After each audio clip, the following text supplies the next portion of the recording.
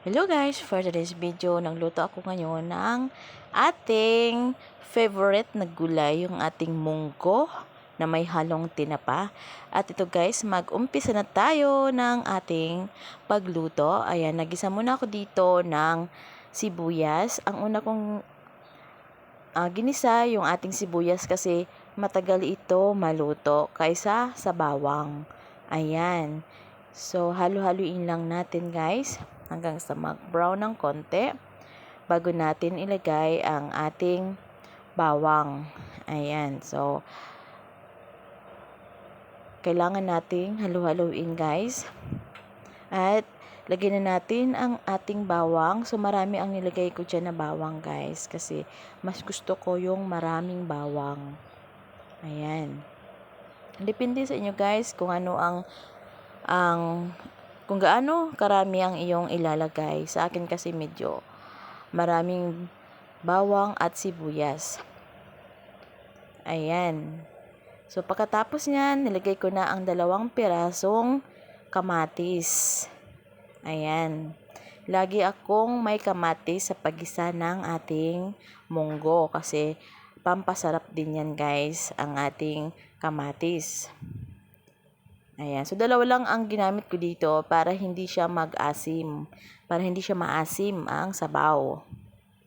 Ayan. Pagluto na ang ating kamatis, ilalagay naman natin ang ating tinapa na hinimay-himay na siya para walang tinik kasi ayaw nila ng matinik ang ating isda. Ayan. Itong tinapa ay 4 dito ang aking ginamit. Mas masarap kasi yung medyo marami ang ating tinapa. So, dahil vegetarian kami, for today's video, ay tinapa ang aking nilagay at hindi karne. Ayan guys. So, nilagyan ko rin ito ng paminta para hindi malansa ang ating gulay. Ayan, na gulay na munggo with tinapa ang ating nilagay dito. Galing Bicol guys ang tinapa. At pag okay na, ilalagay na natin ang pinakuluan natin at pinalambot na munggo. Ayan. Ang ginamit ko dito guys, yung labo na munggo. Yung labo ba yun? Yun, yung labo. Para yung sabaw ay medyo malapot. Ayan.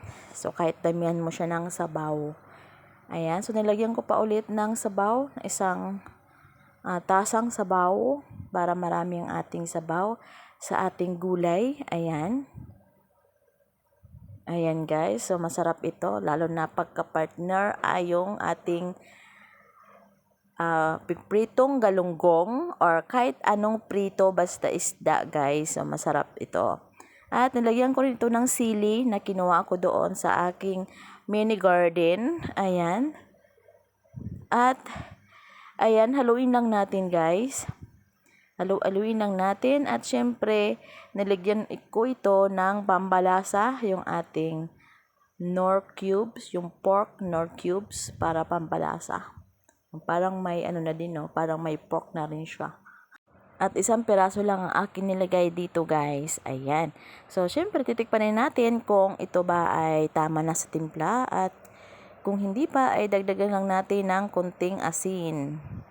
Ayan guys. So, hindi ako naglagay ng patis dito kasi bawal sa akin yung patis. Ayan. So, hindi rin tayo naglagay ng shrimp.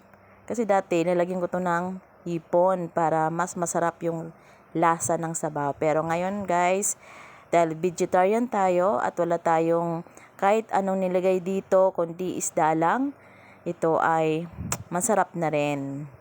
Ayan. So, dinagdagan ko pa ng konting sabaw para kasi nakulangan ako. Mas masarap kasi yung mas maraming sabaw. At ilalagay natin sa kanin. Or kaya higupin. Ayan guys. So, ito ay pakulan lang natin. Ayan. Kulo na. At ilalagay na rin natin guys yung ating sili. Yung daon ng sili. Ayan, na kinuha ko rin diyan sa mini garden at hingi rin ako kay kuya ng malunggay dyan din sa mini garden din. Ayan. Ayan guys, ito ay luto na at pwede na tayong kumain. Ayan guys, so thank you for watching guys sa aking video nitong aking gulay. And syempre, mag-prepare na tayo ng ating pagkain. Thank you for watching. Bye!